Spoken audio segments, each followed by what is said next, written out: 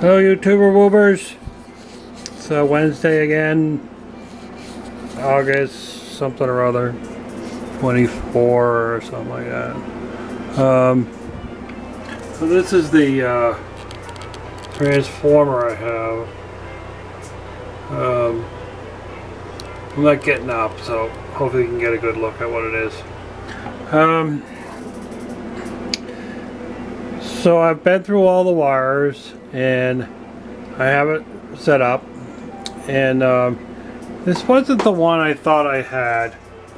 I thought I had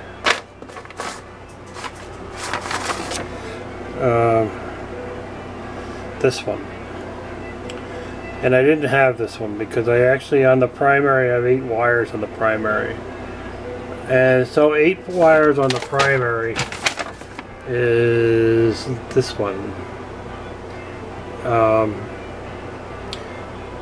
So essentially, when you have 120 input coming in over here, what you do is you basically overlap the primaries coils. Those 2 coils are overlapped, and you hook up 1 and 3 and 2.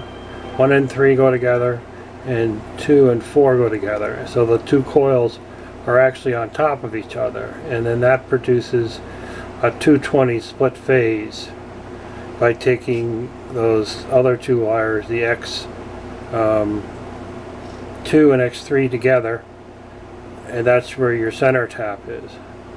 However, when I do it that way, on this I end up with halving my power on the secondary side. So I go by this diagram here, and I follow the same philosophy, and that's what I get. I get half the voltage. So what I did was I put the input AC 120 going in on the secondary side and coming out on the primary, and so that's what that's given me is so I got a load on here just so that I can see my load, and here's my meter. So here's 120 input going in, so I got 121, almost 122. But when I read across both sides, I get 256, which I think might be a little on the high side. I'd have to go look at some specs, but when I check this side, I get 128. Well, that makes sense then. That's why I'm getting the 256, because I have 128 on both sides. I think 128 volts is still fine. I'm not burning out the bulbs.